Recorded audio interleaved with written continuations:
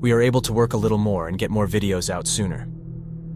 This video is yet another member-requested case, so thank you to Cass once again for submitting the suggestion. If you would like a chance to chime in on member-suggested videos and vote in polls to choose the next case, please consider joining our membership. Any support is highly appreciated. Even just you guys hitting the subscribe and bell notification button mean the world to us. Thank you for the support. Without further ado, let's get right into the case by first talking a bit about the attacker of the tragedy we will be discussing today.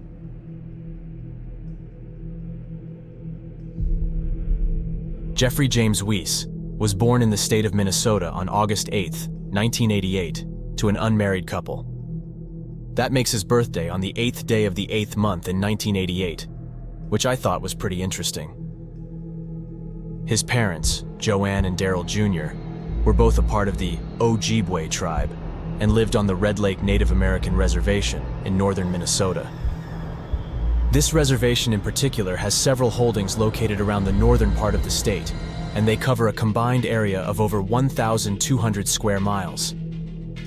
The Red Lake Reservation, which is pretty isolated from the rest of the state, is said to be one of the only closed reservations in the United States.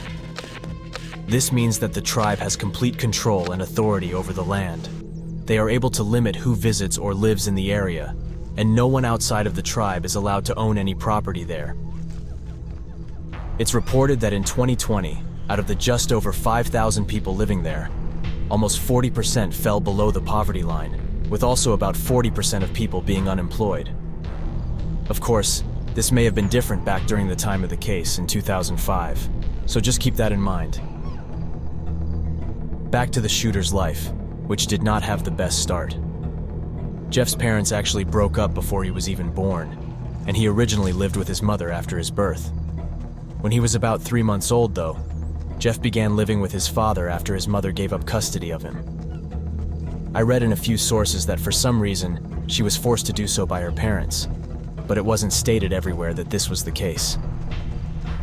Either way, Jeff's father lived on the Red Lake Native American Reservation with his own father, Jeff's grandfather, Daryl Sr., at the time, which is where Jeff went to live after his mother gave up custody.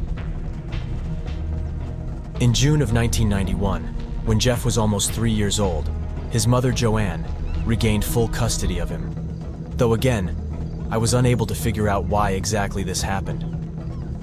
Either way, she had since relocated from the reservation, where Jeff was still living with his father, to the St. Paul area of Minnesota, and so that is where Jeff was brought to live.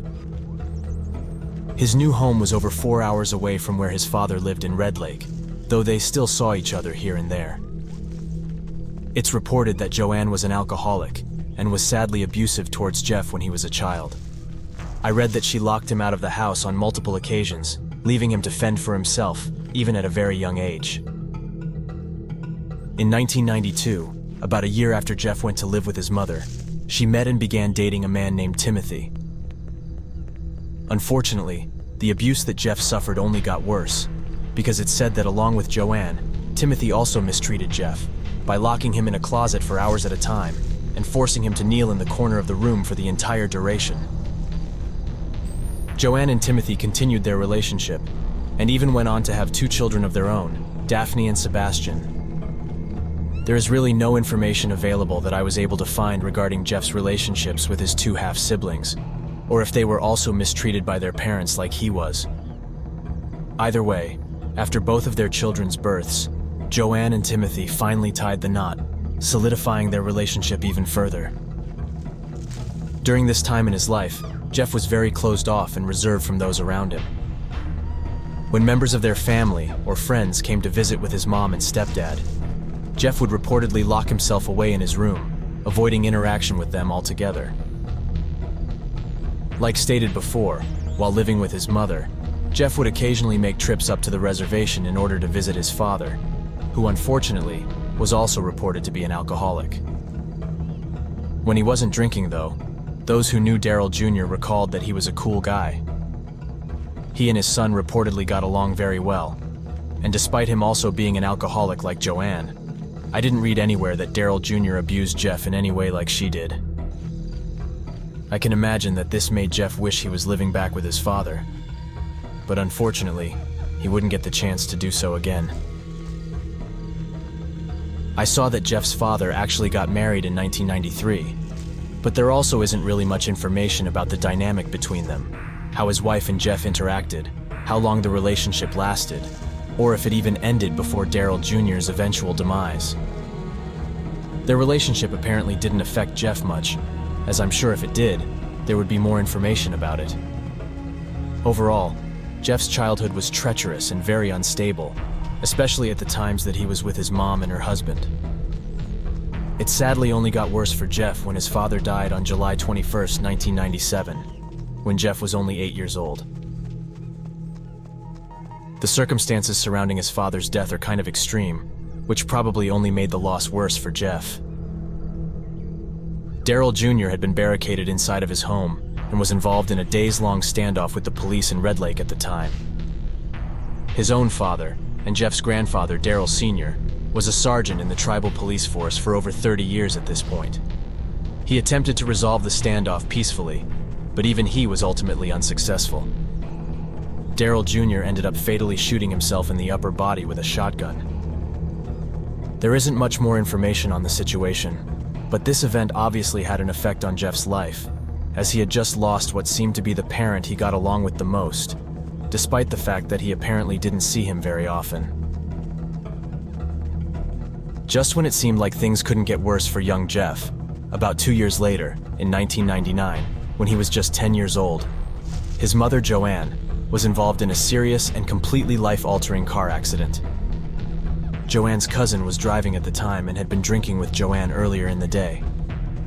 As a result of the accident, Joanne's cousin passed away, and though she survived, Joanne suffered severe brain damage and was admitted into a nursing home, as she was completely unable to function for a while.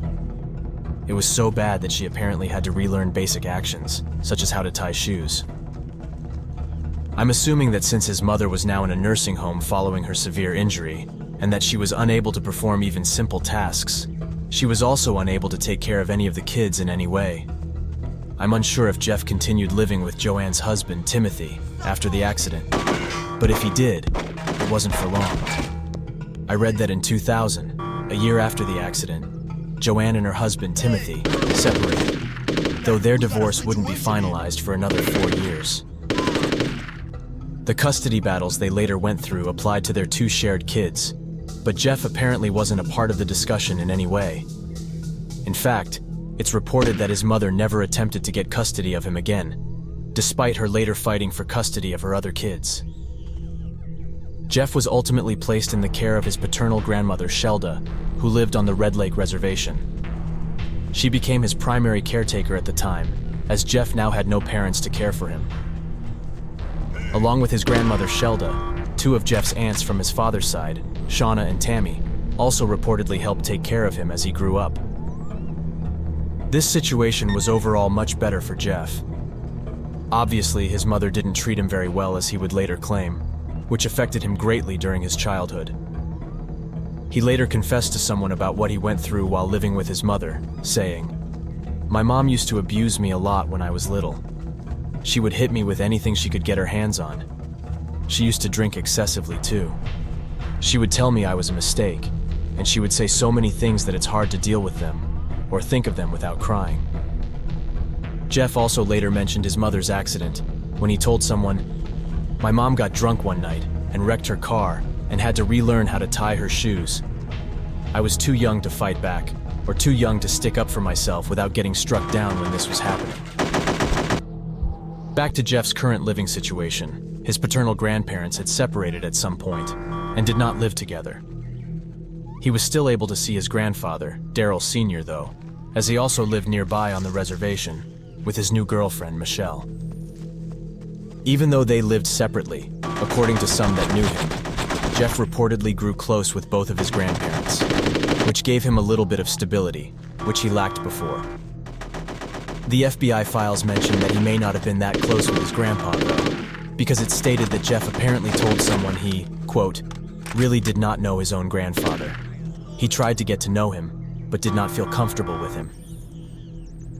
I want to be clear that it isn't stated which grandfather he was referring to, and he could have been talking about the grandfather on his mother's side, who he did also spend some time with. The fact that most in this family at least claimed that he and his paternal grandfather got along well leads me to believe he could have been talking about his other one, though there is no way to be 100% sure.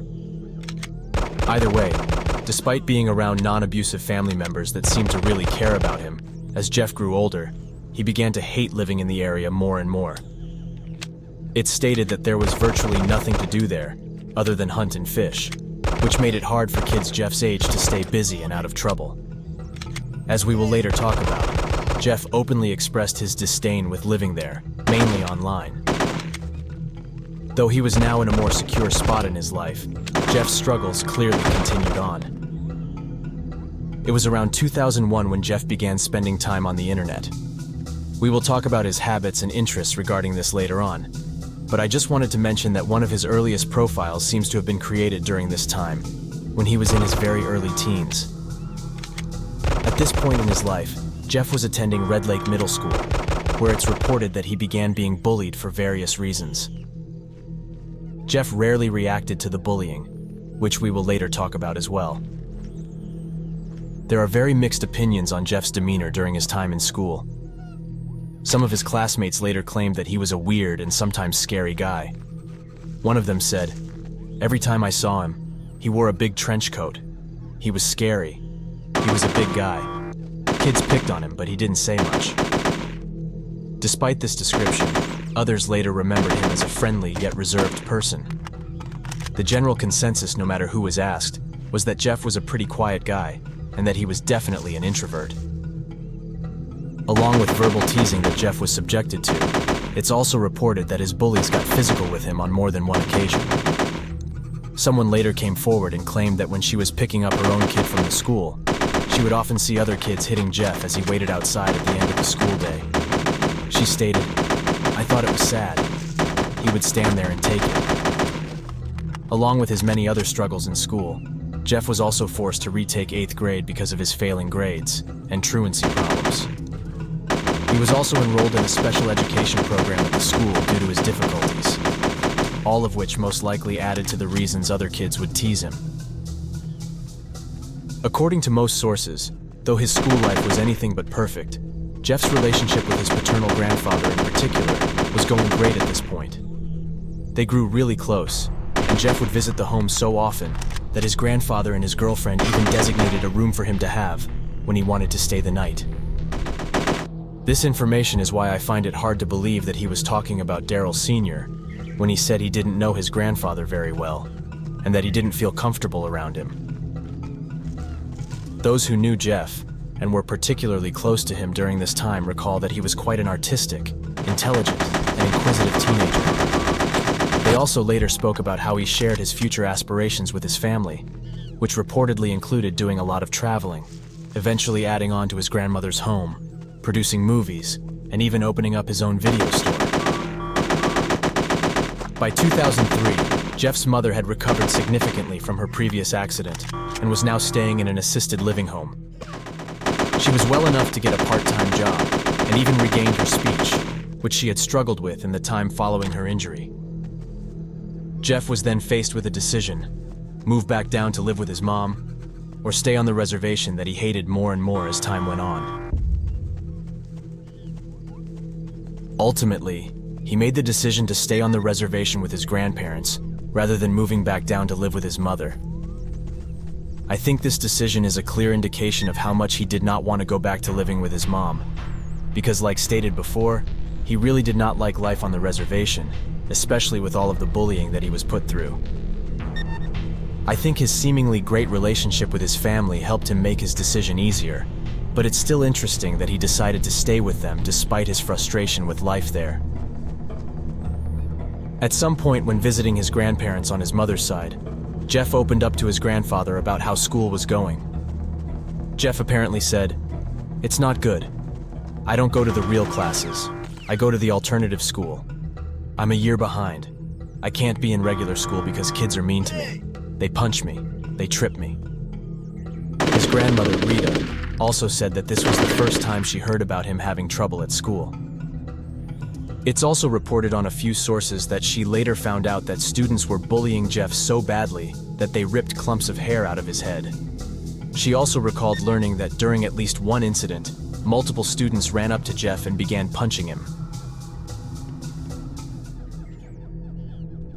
In September of 2003, Jeff enrolled at Red Lake Senior High School, and his problems with his classmates unfortunately continued. His personality at this time was described by other students and teachers as particularly withdrawn, similar to how he acted in middle school, though it seems like he had possibly become even more quiet than before. One of his teachers later said, "He was a good listener, just like any ordinary student." Following his attack, she claimed that she saw absolutely no warning signs of what was to come, that Jeff was a completely normal kid in her eyes. Though this teacher described him as a decent and normal student, another one of his teachers later said that Jeff had trouble in class due to his laziness, and that he missed school on a regular basis. Jeff's fellow classmates were aware of his past, that his father had committed suicide,